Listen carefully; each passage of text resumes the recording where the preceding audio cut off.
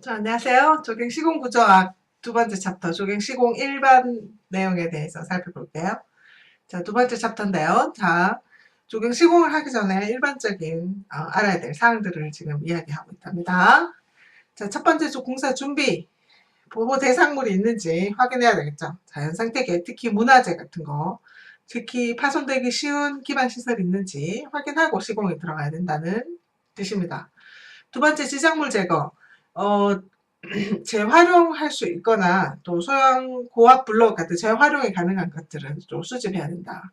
또 기반 공급시설 전기가스 상하수도 같은 것들, 그 다음에 부지 배수 침식 방지 처리를 해야 하고요. 그 다음에 재활용할 수 있는 것들은 재활용할 수 있는지 파악하고 그 다음에 시공을 해야 된다. 그런 뜻입니다. 그 다음에요. 자, 처음 이제 시공을 할 때는 토양과 토질부터 파악을 해야 되겠죠. 자, 토양은 조경 계획할 때도 굉장히 많이 나왔습니다. 그 토양 학회에 따라서 이 몇 미리인가 또 미국 농무 성법에 있는데요. 우리는 토양 학회 기준으로 몇 미리 이 기준으로 토양을 본다. 그 다음에 요거 표가 시험에 나온 적이 있어요. 국제 토양학회 요 삼각형법에 의해서 여기가 뭔지 여기가 뭔지 조금 이 표를 조금 유심히 살펴보셔야 될 거예요. 기출문제 풀어보시면 알겠지만 이 부분에 해당되는 게 모래다. 또 여기 찰흙이고요. 그런 거 조금 확인하셔야 될 것 같습니다. 요 토양학회법에 의한 그 미리수하고 같은 것이죠. 자, 그 다음에 입도 견지성에 따라서요. A 분류법. 그 다음에 그 군 지수로 사용하는 이런 방법들이 있다. 이건 뭐 최근에 한 문제 정도 등장한 적이 있어서 제가 여기 넣어놨습니다. 조금 확인하셔야 될 내용일 것 같습니다. 조금 옆으로 갑시다. 그 다음에 통일분류법. 자, 요 분류법은 토양에 대한 분류, 우리나라에서 흙의 공학적 분류 방법으로 그 KS 기준으로 사용하고 있습니다. 통일분류법. 로마자 조합으로 해서 입도와 견지성을 근거로 해서 표시합니다. 첫째 문자는 흙의 형, 둘째 문자는 흙의 속성으로 표현합니다. 최근에 이 흙과 토양에 관한 문제가 굉장히 많이 출제돼서 제가 좀 정리를 했습니다. 제1문자는 200번 채 쳐서 50% 통과하면 세립토, 50% 이하면 조립토 이렇게요. 제2문자는 조립토는 200번 채 통과량이 5% 이하인 경우에 균등계에서 공률 개수로서 입도를 판단하는 그런 기준이 되겠습니다. 자, 뭐 굉장히 많이 등장한 문제는 아니었지만 최근에 막 서서히 등장하고 있는 문제입니다. 토양 조성도 마찬가지로요. 토양은 단립 구조일 때 그 식물이 가장 이용하기 좋은 것입니다. 왜냐하면 중간중간이 그 모래알 같이 돼 있고 중간에 공급이 있어서 거기 수분이라든가 비료를 저장하기 좋다. 그래서 그런 것이죠. 자, 자연 토양은 판상구조, 주상구조, 괴상, 입상구조 이렇게 분류가 되는데요. 요거 하나하나 다 제가 줄을 칠까요? 그림에도 있죠? 요게 판상구조고 주상, 괴상, 입상인데요. 이게 주로 어떤 지역에 나타나는지 요 시험 문제 너무 잘 나옵니다. 요거 잘 보셔야 될 것 같습니다. 요거 건조지 수분 배수 불량지 요거 주상구조 나타납니다. 토양은 또 고상, 액상, 기상 3상으로 분류되고요. 공극이 있어야 되고 토양에서 가장 좋은 구성 B 요거 시험에 예전부터 많이 나오는 그런 문제죠. 자, 토양 조사 분석할 때 요거 조경 계획과도 중복이 되니까 조금 빨리 봅시다. 토양도 작성합니다. 계략 토양도, 정밀 토양도 이렇게 보통 1대 25,000으로 작성합니다. 토양 자연토일 경우에 0.5 헥타르당 1개소 정도, 그 다음에 인위적 토양 조사용 구덩이 만들어서 조사를 하게 되어 있습니다. 토질 조사하고요. 토질 시험하게 되죠. 흙은 주로 입도 시험이라든가 컨시스턴스 시험으로 판단합니다. 전달 시험, 투수 시험, 안밀 시험, 다짐 시험 이런 것들로 평가를 하게 되어 있습니다. 자, 흙의 기본 성질을 제가 전부 다 표로 만들어 놨습니다. 굉장히 시험 문제에도 자주 어렵게 등장하는 문제이기도 하고 흙의 문제가 지금 최근에 2015년 이후로 6년, 7년 문제까지 굉장히 많이 등장하고 있거든요. 그래서 요거를 일부러 제가 표로 다 만들어 놨어요. 수중 단위 중량까지요. 그래서 뭐에 대한 어떤 공식인지를 조금 아시면 좋겠습니다. 간극비, 함수비, 물을 얼마만큼 함수하느냐, 비중에 관한 거, 또 포화도, 또 단위 중량, 또 수중 단위 중량까지 어떤 공식으로 만들어져 있는지 확인하시고 시험 문제 확인하셔야 될 것 같습니다. 제가 표로 만들어 드렸으니까 여러분은 암기만 하시면 됩니다. 자, 제가 다 만들어 드렸는데도 암기 안 하시면 안 되겠죠? 자, 토양 팽창. 모래 5, 6% 수분을 가하면 25% 정도까지 팽창한다. 또 수축합니다. 정규 수축. 또 반데르발스라고 해서 최근 문제에 반데르발스 힘에 의해서 결속된다. 이 힘은 접촉면이 클수록 크기 때문에 모래알과 같이 표면적이 작을 때는 결속력이 약하고 찰흙이나 몬노릴로라이트 같은 경우에는 매우 결속력이 강하다. 자, 흙의 수리 특성, 투수성이 있죠. 물을 통과하는 투수 개수. 동해, 0도 이하로 내려가면 물이 옵니다. 동상, 연화, 동해 방지, 심토층 배수까지 이제 지하 수위를 낮추면 좀 동해를 방지할 수가 있겠죠. 그러니까 토양은 한 1m 정도까지 옵니다. 그래서 봄이 되면 또 높게 되겠지만, 그래서 식재할 때는 보통 1m 이하로 이렇게 심는 것이 통상적입니다. 자, 그 다음에요. 동결 심도, 그게 동결 심도죠. 대구 80mm, 서울 100mm 해서 그 기본 보통 1m 정도로 생각하고 있습니다. 흙의 다짐 에너지가 달라지는데요. 그 흙의 함수비 증가에 따라서 수화 단계, 윤활 단계, 팽창 단계, 포화 단계 이렇게 구분합니다. 함수비 그래프 잘 확인하시고요. 포장 공간 설계할 때 특히 평판 제하 실험이라고 해서 이게 잘 시험에 나오던데요. 그 도로와 같은 흙 구조물 기초 지지력 계수를 얻기 위한 실험으로 지지력은 제하판의 제하중 강도에 제하판의 치마량을 나누어서 구하고 콘크리트 포장 설계 주로 사용됩니다. 또 CBR 시험이라고 해서 요거 테스트도 많이 나오던데요. 노상 지지력 B.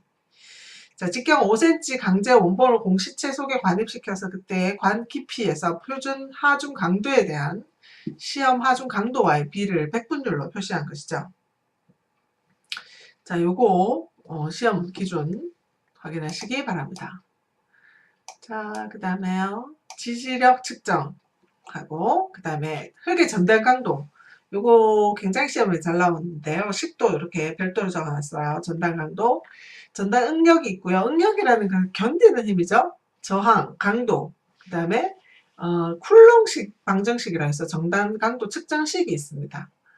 그 다음에 흙의 종류에 따라서 수직 응력과 전단 응력, 또 수직 응력, 요거는 접착력이 있다, 점착력이 없는 흙, 있는 흙에 따라서 전단 응력이 차이가 납니다. 요거 시험에 문제도 나올 수 있습니다. 요거 나온 적은 사실 없습니다만 글로서 이제 설명한 부분이 있고 앞으로 나올 가능성이 많을 것 같습니다.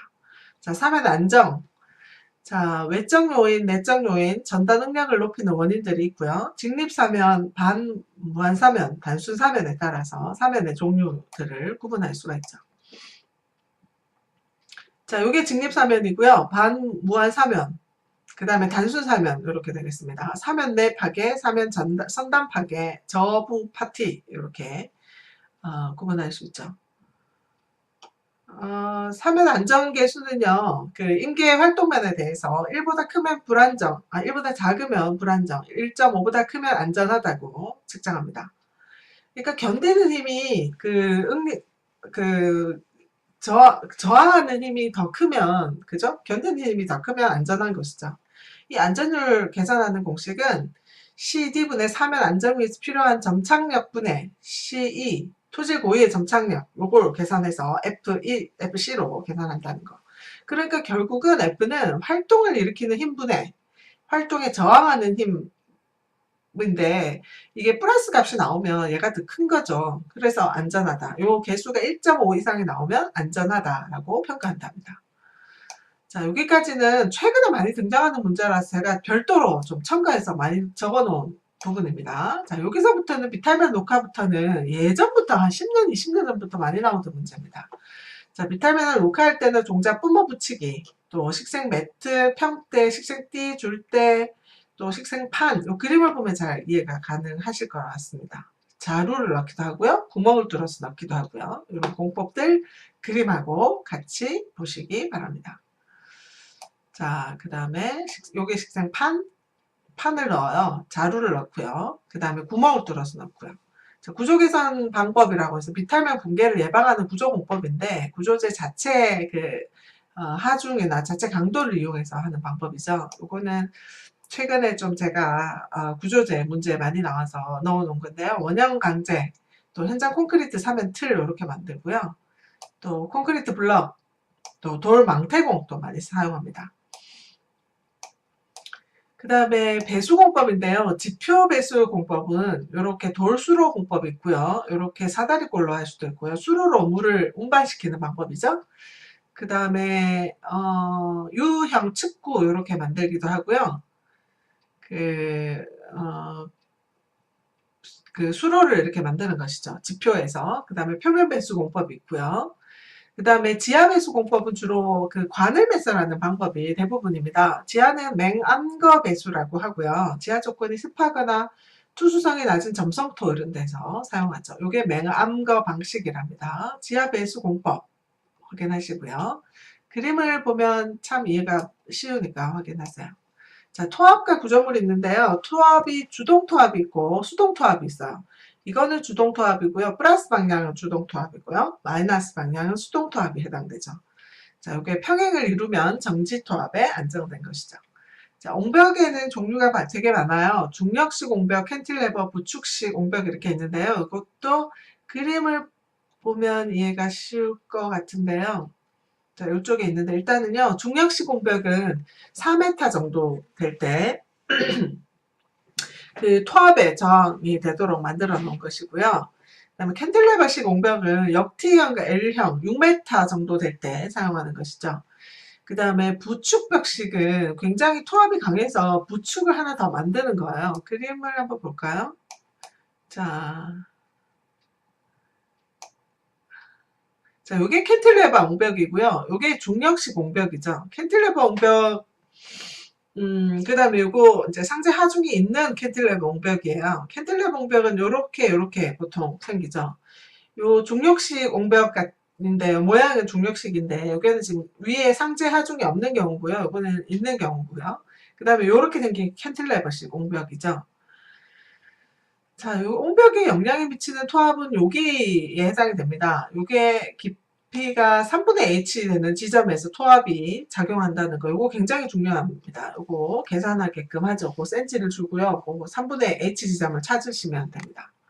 자, 휴식각은 흙을 쌓아두면 미끄러져서 더 이상 흙이 넘어지지 않는 각도를 이제 휴식각이라고 하죠. 그 다음에 여기도요. 그 3분의 h 지점의 토합이 다 작용을 하는 거 중요하고요. 그 다음에 여기 밑에 공식에 이 p의 값을 0.286 곱하기 2분의 wh 제곱, 이게 상자중에 있고 없고가 다르고요. 그 다음에 캔틸레버일 때 공식이 다르죠? 확인하시고 계산할 수 있어야 될 것 같아요. 자, 옹벽이 안전하려면 일반적으로 안정해야 되고 활동에 대해서 안정해야 돼요. 옹벽의 중량과 또 토양, 무게 이런 것들 때문에 안전해야 되죠. 보통 1.5에서 2 정도 나오면 안전하다고 합니다. 전도, 그 다음에 치마, 꺼지는 이런 것에 대해서도 모두 다 확인을 해야 돼요. 하나하나씩 다 확인해서 안전한 조건이 되는지 확인해야 되죠. 자, 그 다음에요. 지형에 대해서 조금 기본적인 사항들 봅시다. 지형은 예전에는 이렇게 음영법으로 표시하기도 했습니다. 사선으로 또 수직으로 이렇게 하기도 했는데요. 이 기복이나 고저 표현이 매우 정확하지 못해요. 그래서 제일 정확한 것은 등고선법이라고 하죠. 등고선은 그 같은 높이에 있는 지점들을 다 연결한 선을 등고선이라고 하죠. 완결성을 갖고요. 또 그 동심원을 이루는 곳은 산정 최저지역이다. 수직면 돌출부 제외하고는 교차하거나 만나지 않는다. 이런 특징들이 있죠. 등고선 문제, 시험 문제 굉장히 나오는데요. 이렇게 된 경우 동굴, 이렇게 된 경우 절벽이에요. 그리고 컨벡스형이 있고요. 콘케이브형이 있죠. 자, 이거 콘케이브형으로 바꿔야 될 것 같습니다. 자, 낮은 쪽으로 가서 등고선이 넓어지는 경우고요. 요거는 컨벡스형으로 요자형이죠. 요거는 높은 지역으로 갈수록 등고선 간격이 넓다. 요거 두 개 반대로 해놓고 문제 나오는 경우가 있어요. 자, 산장과 계곡. 자, 단면도 형태. 요거 산정이고요. 요렇게 되면 계곡입니다. 요런 특징들을 다 보셔야 확인하셔야 될 것 같습니다. 그 다음에 주곡선은 우리 이제 등고선 그릴 때 그리는 그 선을 주곡선이라고 하고요. 주곡선 5개마다 진한 선이 있어요. 그걸 계곡선이라고 하고, 이 주곡선도 또 더 자세하게 2분의 1 선을 만들어 놓으면 간곡선이라고 하죠. 자, 그 간격이 있어요. 축척마다 5만 분의 1일 때, 2만 5천 분의 1일 때, 만 분의 1일 때 요 주곡선의 간격이 있거든요. 여러분 암기하실 때 주곡선만 암기하시면 계곡선은 주곡선의 5배, 간곡선은 주곡선의 2분의 1, 주곡선은 또 간곡선의 2분의 1 이렇게 암기하시면 됩니다. 자, 등고선을 읽을 때요. 산령 계곡선 요 그림 나오고요. 요 그림이 딱 나오면서 이 선은 뭐냐라고 물어봅니다. 그죠? 그래서 그 AA는 뭔지 BB는 뭔지 그렇게 요 그림에서 확인하시고 넘어가셔야 될 것 같습니다. 자, 축척이 있는데요. 지형도에서 대축척이라고 하는 것은 조금 혼돈되기 쉬운데요. 이 100분의 1, 예를 들어서 100분의 1이 있고 1000분의 1이 있어요. 어떤 것이 대축척입니까? 100분의 1이 대축척입니다. 100분의 1은 0.01이고 1000분의 1은 0.001입니다. 그죠? 그러니까 숫자로 1000이 크다고 해서 1000분의 1이 더 대축척이라고 하면 절대로 안 됩니다. 근데 거기서 조금 헷갈려서 틀리는 경우가 생기더라고요. 우리나라 지형도는 도식기호, 주기, 난회주기, 우리나라 지형도 도역 번호가 이렇게 있는데요. 지형도 읽는 방법, 여기 제일 앞에 NI, 요거는 좌표, 북반부, I는 적도에서 북방으로 위도, 4도. 그 다음에 52라는 뜻은요, 경도 180도 기준으로 동쪽으로 경도 6도씩 1, 2, 3 번호를 붙인 것으로 52라는 것은 경도 126에서 132라는 뜻입니다. 그 다음에 여기 적힌 6은 1대 25,000 축척 번호고요. 02라는 것은 두 번째 도면, 위치. 25,000으로 이렇게 나누었을 때 두 번째 도면이라는 뜻입니다. 요거 잘 알아두셔야 될 것 같아요. 자, 측량 일반인데요. 자, 측량은 우리 그 현장에서 그 얼마만큼 이 도면을 그 정확하게 그 측정을 해서 높이라든가 길이라든가 이것을 다 측정하는 방법이죠. 자, 측량 기준, 형상 기준, 위치, 경도 기준, 우리나라 대삼각 본점 있고요. 높이 기준, 또 측량 오차는 과오, 정오차 이런 거 있죠. 그 다음에 부정오차 이런 게 있다는 거 기억하셔야 될 것 같고요. 우리나라 곡률 반지름 있죠. 원래 구형이기 때문에 직선으로 다 읽으면 안 되잖아요. 그렇지만 만분의 1까지는 허용한다. 즉 110km까지는 평면으로 보아도 무방하다. 자, 수평 거리는 줄자나 뭐 요즘은 전파로 쏘아서 하는 DEM 방식이 있어요. 이건 장애물이 있어도 측량할 수 있죠. 자, 수직거리는 직접 수준에서요, 고저 기준점으로 해서 고저 측량할 수 있죠. 그리고 요거는 전시, 후시, 이렇게 해서, 앞에서부터, 후시는 BS라고 적고요. 전시는, 그 FS라고 적고요. 요 표시를 한번 보세요. 직접 수준을 측량합니다. 여기, 그 수증기를 세우고요. 요렇게 전시, 후시, 여기 세워서 전시, 후시, 여기 세워서 전시, 후시, 이렇게, 다 측정합니다. 그러면 이걸 어떻게 계산하느냐 하면 이게 굉장히 중요해요. 자, 두 지점 간의 고저차를 계산하는 방법인데요. 후시합에다가 후시합에 전시합을 빼면 됩니다. 그러니까 여기 다 해서 후시를 다 더하고 전시를 다 더해서 그걸 빼면 표고, B점의 표고는 A점 표고에다가 요 B점의 표고는 여기 점의 표고는 요 점이요. 요 A점의 표고에다가 후시합 마이너스 전시합을 한 것이다. 요거 계산도 하라고 합니다. 문제. 그래서 야장기법이라는 것은 현장에서 그 측량한 거를 다 적어 오는 것을 얘기하는 것이죠. 고차식이라는 것은 후시, 전시 이렇게 나누어서 적어보는 방식이고요. 승차식, 기고식 이런 게 있습니다. 자, 평판 측량은 평판 엘리데이터에다가 그 방향거리 높이차를 관측해서 이제 현장에서 직접 측량하는 것인데요. 그는 평판, 삼각, 엘리데이터, 구심추 이런 것들 가지고 이제 측량하는 것이죠. 설치할 때 정치, 치심, 표정 요거 세 개 굉장히 중요해요. 수평 맞추기, 중심 맞추기, 방향 맞추기. 자, 측량할 때 방사법, 장애물이 없는 지역에 보통 하는 방법입니다. 그리고 전진법은 장애물이 있을 때 여기서 여기 하고 또 여기서 여기 다음 지점하고 이렇게 장애물이 있을 때 사용하는 방법이죠. 자, 교선법 두세 개의 기지점에서 방향선을 그어서 하는 방법이고요. 후방측 교선, 측방 교선 이런 방법이 있습니다. 자, 삼각 측량법은 삼각형으로 측량해서 곡률 고려하지 않고 평면으로 간주해서 이런 방식으로 계산하는 방식이죠. 또 다각 측량법이라고 해서 기준이 되는 측점을 연결하는 기선 길이를 방향을 관측해서 측점 위치를 여러 가지로 다각형으로 그러니까 결합 다각형, 폐합 다각형 이렇게 삼각형으로 하는 게 아니라 다각형 형식으로 파악해서 그 그림을 그리는 방식이죠. 자, 요렇게요. 개방 다각형, 결합 다각형 이렇게 각 지점마다 다 측량을 해서 이 땅의 모양을 그려내는 것입니다. 자, 이 폐합 다각형일 때 측량의 오차를 계산하는 방법인데요. 폐합 오차 같은 이런 방식식, 그 다음에 트랜시트 법칙, 그 콤파스 법칙, 요 공식을 외워두셔야 될 것 같아요. 굉장히 어려운 시험 문제일 때 이런 게 등장하더라고요. 허용 오차 공식이요. 그래서 계산하라. 그 다음에 호자 범위 요거까지요. 그 다음에 좌표 측점이 있는데요. 좌표는 평면 직교 좌표의 원리에 따라서 건축물, 뭐 기초 바닥선, 뭐 이런 그 거리의 좌표를 딱 표시해 놓은 복잡한 치수 없이 도면을 잘 작성할 수가 있죠. 요렇게 21 플러스 56.02 S, 5 플러스 56.422 이렇게 표시해 놓습니다. 좌표를 이렇게 표시해 놓죠.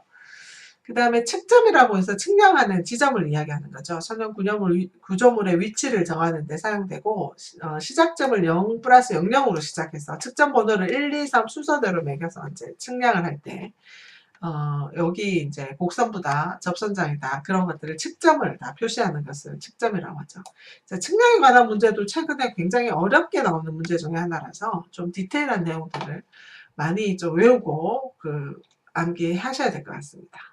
여기까지 할게요.